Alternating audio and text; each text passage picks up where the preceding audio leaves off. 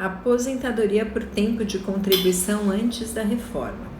Vem ver como é que ela funcionava. Antes da alteração legislativa, a aposentadoria por tempo de contribuição exigia que a pessoa tivesse tão somente uma quantidade de tempo de contribuição, por óbvio, perante o INSS. A pessoa precisava cumprir, carência, né? Precisava ter uma determinada quantidade de tempo pago pontualmente para o INSS e ter tempo de contribuição. Como carência é uma quantidade de tempo pago e tempo de contribuição é uma quantidade de contribuições de tempo pago para o INSS, acaba que a pessoa que tinha tempo de contribuição, muitíssimo provavelmente também tinha cumprido o requisito da carência. Então a gente nem prestava muita atenção na carência, porque se a pessoa já tinha o tempo, é porque já tinha contribuído o suficiente para cumprir a carência. A carência era de 180 meses, ou seja, 15 anos. E o tempo de contribuição exigido era de 30 anos para seguradas mulheres e 35 anos para os segurados homens. 30 anos para as mulheres, 35 anos para os homens. Ai, professora, só isso? Não tinha idade? Não tinha idade. Apenas o tempo de contribuição. Ah, professora, mas eu conheço muita gente nova que quer se aposentar no INSS, aí o INSS, a pessoa sempre pagou um valor muito alto para o INSS ia dar o salário mínimo para aquela pessoa só porque ela era nova, então a idade importava sim. Importava para isso aí. Importava para fins de cálculo, impactava no valor do benefício, mas não era um requisito. Eu não precisava ter uma determinada idade para ter direito ao benefício, mas se eu quisesse me aposentar nova, jovem, eu ia ter um prejuízo no valor do benefício. O que gerava esse prejuízo no valor do benefício? Bom, a aposentadoria por tempo, ela era calculada com base no salário de contribuição, que lá antes da reforma, naquela época, era a média contributiva de tudo que a pessoa pagou, de 7 de 94 até o dia que ela pediu a aposentadoria, tirando 20% dos meses menores. Então eu via quantos meses a pessoa tinha nesse intervalo de tempo entre 7 de 94 e a data que a pessoa pediu a aposentadoria. Aqui tem 200 meses.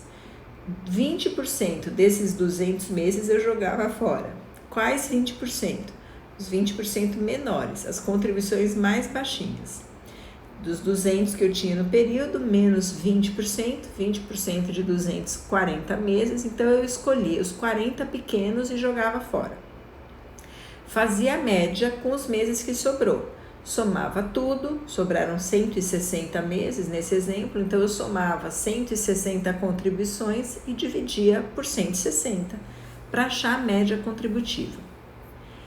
Este valor do salário de benefício da média contributiva na aposentadoria por tempo de contribuição era multiplicado pelo fator previdenciário. Fator previdenciário. O que é o fator previdenciário? Fator previdenciário é um multiplicador aplicado sobre o salário de benefício que equilibra, que compatibiliza a quantidade de tempo e de contribuição que a pessoa tinha enquanto estava ativa e a quantidade de tempo que essa pessoa vai ficar recebendo benefício. Veja, a nossa vida, ela se eu tivesse que fazer uma linha do tempo na nossa vida, ela é dividida num período em que eu trabalho, ganho dinheiro, me sustento e então obrigatoriamente pago o INSS até a hora que eu paro de trabalhar e começo a receber INSS, a receber o benefício. Eu consigo dividir a minha vida profissional, digamos assim, no período da minha vida de atividade e no período de inatividade. Vamos supor que eu comecei a trabalhar nova, com 18 anos de idade. A lei dizia que se eu tivesse 30 anos pagos, eu me aposentava. Eu comecei a trabalhar com 18, paguei 30 anos, Então, 18 mais 30, com 48 anos eu já podia estar aposentada. 48 anos. Se eu paguei 30 anos e vou me aposentar com 48 anos de idade, presume-se que eu vou receber esse benefício por muito tempo. Eu provavelmente vou morrer com 88 anos de idade ou na casa dos 80 e poucos anos, que é o que está a expectativa de sobrevida da mulher brasileira. Então, eu me aposentei com 48 e vou ficar recebendo, presumidamente, provavelmente, eu vou ficar recebendo esse benefício por pelo menos 40 anos. Eu paguei 30 e vou receber 40. E se eu morrer e deixar um velhinho, meu marido, meu crush, que me acompanhou a minha vida toda, esse benefício que eu recebi, essa aposentadoria ainda vai virar pensão, ou seja, ainda pode durar mais tempo. Repare então que a aposentadoria por tempo de contribuição, ela dava margem para uma aposentadoria precoce, já que ela não exigia idade, e a pessoa tinha pouco tempo pago, entre aspas, perto do tempo que essa pessoa ia usufruir do benefício. O fator previdenciário é um multiplicador que equilibra isso. Ele é calculado por um cálculo muito maluco, você não precisa saber dele, mas um cálculo que considera essas variáveis. Quanto tempo a pessoa pagou, quantos anos a pessoa tem agora que está pedindo aposentadoria e qual é a expectativa de vida dessa pessoa. Então ele compatibiliza isso. Se a pessoa fez uma reserva suficiente para aquilo que ela vai receber, se a balança estiver equilibrada no ponto ideal, o fator previdenciário é 1, ou seja, eu vou multiplicar ele pela média da pessoa e a pessoa vai receber a média dela. Se a média for R$3.000, 3.000 vezes 1, 3.000. Agora, se a pessoa pagou menos tempo do que provavelmente vai receber, se o futuro do benefício é maior do que o passado de contribuição, o fator previdenciário será 0 ponto alguma coisa. 0,5, por exemplo. Se a pessoa tinha uma média de R$3.000 e eu multiplicar 3.000 por meio, o resultado desse cálculo, o benefício dessa pessoa vai ser de R$1.500. O contrário também existe, embora seja muito mais incomum na prática. Uma pessoa que pagou muito tempo, se aposentou muito velha e já está próxima daquilo que o IBGE indica como expectativa de vida das pessoas no Brasil naquele momento. Essa pessoa tem um passado de contribuição maior do que um futuro de benefício. Nesse caso, o fator previdenciário pode ser 1, alguma coisa. Ou seja, ele vai aumentar o valor do benefício. Se o fator previdenciário for, por exemplo, 1,5, a pessoa que tinha média de R$3.000 vai receber como benefício R$4.500. Vai receber um aumento, ou melhor, vai ter um benefício maior do que a sua média contributiva. Este era o fator previdenciário. Um instituto que servia para balancear quanto a pessoa tinha pago, qual é a idade da pessoa e quanto tempo a pessoa receberia de dinheiro. Quanto maior era a reserva da pessoa, maior podia ser o benefício, porque ela tinha, entre aspas, gordura para queimar ao longo dos anos. Quanto menor fosse a reserva da pessoa e mais tempo fosse a projeção de pagamento daquele benefício, menor era o seu valor, porque ele tinha que durar por muito tempo. Assim era o cálculo da aposentadoria por tempo de contribuição antes da reforma. Exigia-se tempo de contribuição, 30 anos para mulher e 35 anos para homem, e o cálculo era média contributiva, ou como a gente chama tecnicamente salário de benefício, multiplicado pelo fator previdenciário. Como era muito mais comum o fator previdenciário dar 0, alguma coisa, ou seja, achatar o valor do benefício, ele foi duramente criticado ao longo dos anos e até hoje todo mundo fala mal dele.